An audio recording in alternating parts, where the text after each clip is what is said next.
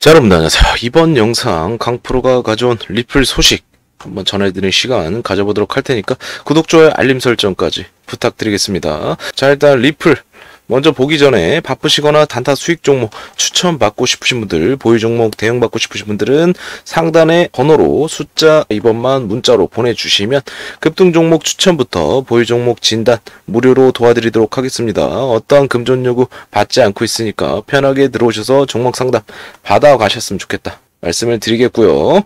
리플로 와서 일단 오늘 리플 좀 소식을 좀 가져왔어요. 일단은 보기 전에 일단 미국 금리 인상 이런 것 좀 봐야 될 것 같아요. 금리 인상에 대해서 미국 연준이 기준금리를 동결했다는 이 파월의 발언이 나왔습니다. 일단 파월이 미 연준에서 기준금리를 좀 동결을 했어요. 일단은 확신될 때까지 긴축을 유지하겠다. 파월이 이렇게 좀 얘기를 해줬고, 기사 내용을 조금 보시면 연준은 이제 20일 시장의 예상대로 기준금리를 동결했습니다. 그러나 연내 한 차례 소폭 추가 인상을 사실상 예고하면서 긴축 기조를 당분간 유지할 것임을 분명히 했습니다.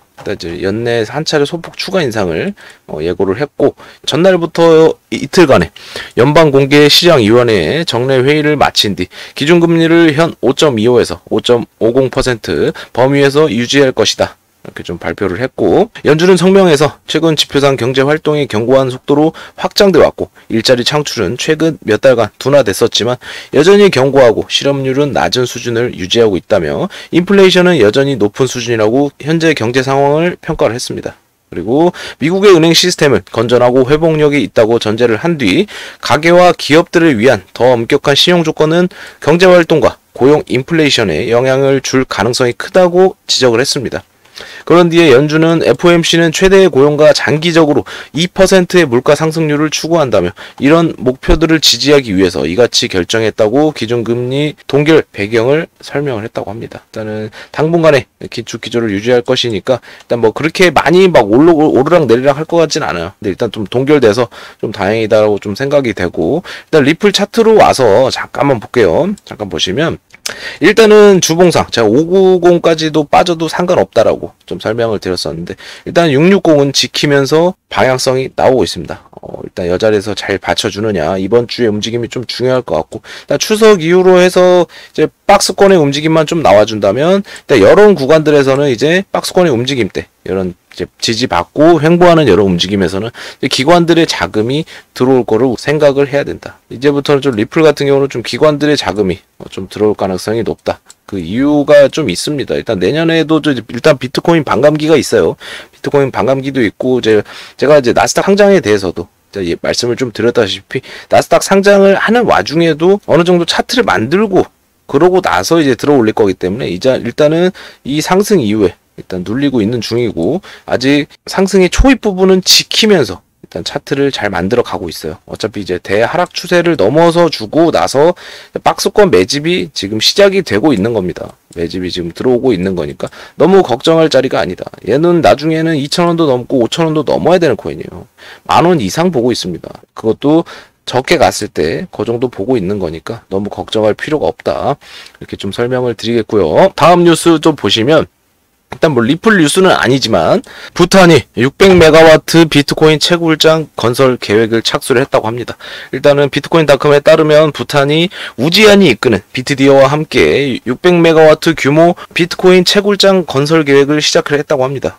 지난 7월 달에 보시면 비트디어가 비트코인 펀드를 판매해서 부탄 비트코인 채굴 산업에 투자할 계획이라고 전한 바 있다. 당시 600메가와트 규모 채굴장 건설 계획도 언급이 됐었다. 지금 이런 것도 보시면 얘네들은 돈이 안 되면 이렇게 움직임이 나오지를 않습니다. 돈이 되니까 이렇게 하는 거예요.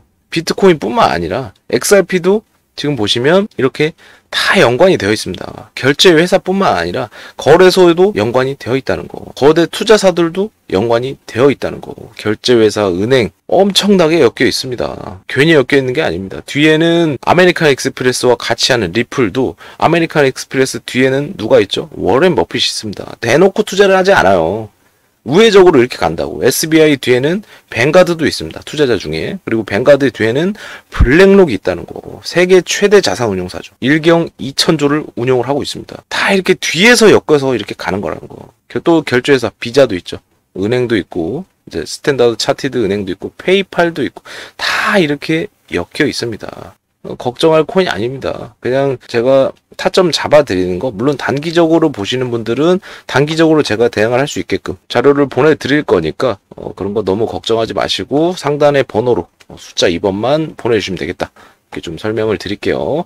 그리고 리플 소식이 또 있습니다. 자, 보시면 XRP 변호사, 친 XRP 변호사죠. SEC는 리플과 합의 가능성 희박하다고 좀 보고 있어요. 일단은 좀 보시면 유명한 사람이 됐죠. 유명한 변호사가 됐는데 존 디튼, 이 사람이 이제 리플과 SEC 소송에서 양측의 합의 가능성은 여전히 희박하다고 이렇게 좀 밝혔어요. 그리고 특히 코인베이스 등 다른 암호화폐 기업과도 소송 중인 SEC 측이 다른 소송에도 영향을 줄 거라 우려를 해서 리플과 합의를 원치 않을 것이다.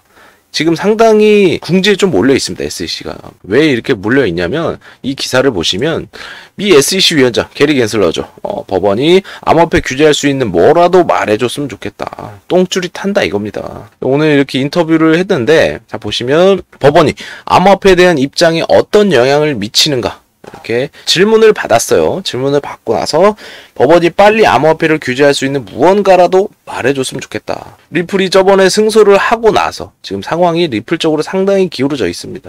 리플이 계속해서 생태계를 확장을 해 나가고 있죠. 생태계를 확장을 해 나가고 있고 그 와중에서 미국이 결국에는 두 손 두 발 다 들고 리플과 붙을 수밖에 없어요. 나스닥 상장이 괜히 언급이 나오는 게 아닙니다. 그리고 재상장 이런 것들이 괜히 나오는 게 아니라고. 다시 한번 높게 올라갈 걸로 생각을 해야 된다. 그만큼 똥줄이 타는 겁니다. 칠 것 같으니까. 그래서 리플 CEO가 한마디 합니다.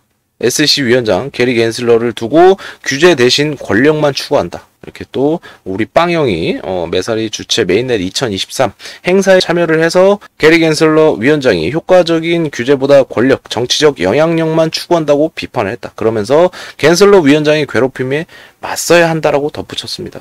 엊그제도 제가 올려드렸다시피 리플에 대해서 올려드렸다시피 미국 국회의원들과 또 회동을 했어요. 그러면서 미국 정부 쪽에 이제 정계 쪽에 다 이렇게 로비를 하고 있는데 로비도 괜히 하는 게 아닙니다. 얘네도 생태계를 괜히 확장을 하는 게 아니라고. 미국이 꽤 큰 시장이기 때문에 이렇게 돈을 쓰고 있다는 거. 이런 걸 아셔야 된다. 계속해서 지금 SEC가 압박을 받고 있어요. 압박을 받고 있고 남은 소송들이 몇 개 있습니다. 뭐 코인베이스와도 있고 이렇게 좀 있는데 결국에는 질 수밖에 없어요. 괜히 질질 끄는 게 아니에요. 질질 끌면서 개미들 죽여놓고 개미들 손절을 유도를 하고 그 이후에 기관들 물량 매집을 들어가면서 차트를 들어 올릴 걸 생각을 해야 된다. 당장은 이렇게 움직임이 별로 나오지 않아요. 근데 차트적으로만 봐도 상승 이후에 상승분 반납하는 여러 움직임밖에 안 나왔다고요, 아직. 그러니까 걱정할 움직임이 아니다. 590까지 빠져도 된다라고 말씀드렸잖아요. 상관이 없습니다, 빠져도. 오히려 빠지면 더 모을 거기 때문에. 그리고 이렇게 리플랩스를 통해서 이렇게 전송 시스템을 이제 사용을 하고 있는데 계속해서 소각을 하고 있다고요. 그만큼 가치는 올라갈 수밖에 없는 그런 구조로 갖고 있단 말이에요. 지금 자리는 저렴해서 구입하기도 좋습니다. 구입하기도 좋다고. 옛날에 얼마였습니까? 상장하기 전에도 엄청 쌌었어요. 엄청 쌌었다고. 근데 지금 가격 보셔도 동전이야, 동전. 이 자리에서 이제 움직이는 거 보고 분할로 신규로 들어가실 분들은 분할로 잘 보셔도 수익 충분히 가져갈 수 있다. 대신 중기적, 장기적 관점으로 가져가셔야 여러분들이 수익을 많이 챙겨갈 수 있기 때문에 항상 여기서 이 자리에서 몰빵을 하란 말이 아니라 분할로 들고 가세요. 분할로 들고 가셔야 여러분들이 수익을 엄청나게 챙겨갈 수 있다는 거. 그리고 당장 이런 막 2,000원까지 간다 그래도 너무 답답해 하지 마세요. 더 갈 걸 생각해야 돼요. 나스닥 상장만 해도 엄청나게 떡상을 할 거라고. 그리고 내년에는 반감기가 있잖아요. 비트코인 반감기도 있기 때문에 알트코인들도 이제 리플 같은 이런 코인들 이렇게 매집 구간이 끝난 이후에 지금 차트적으로 이제 중장기적으로 봐도 보시면 삼각 수렴이 얼마 남지 않았습니다. 얼마 남지 않았다고. 이 수렴 자리 돌파하고 날아갈 걸 생각해야 돼요. 수렴 자리 돌파를 하고 차트 만들고 돌파하고 날아갈 걸 생각해야 된다. 호재에도 대응을 해야 되니까. 지금 막 굵직굵직한 호재들도 계속 많이 나와주고 있지만 나중 가면은 많이 올라버리면 사지도 못해요. 사지도 못한다고. 그때는 매수도 안 시킬 거예요. 항상 오르기 전에 말씀을 드리는 거니까 여러분들도 리플에 대해 공부 좀 해보시고 제가 공부 자료 같은 거는 제 강프로 정보방에서 제공을 해 드릴 테니까 상단 번호로 숫자 2번만 보내주셔서 이렇게 단톡방 입장하셔서 수익 종목 챙겨가셨으면 좋겠다. 이렇게 좀 설명을 드리겠습니다. 오늘 리플 소식 여기까지입니다. 감사합니다.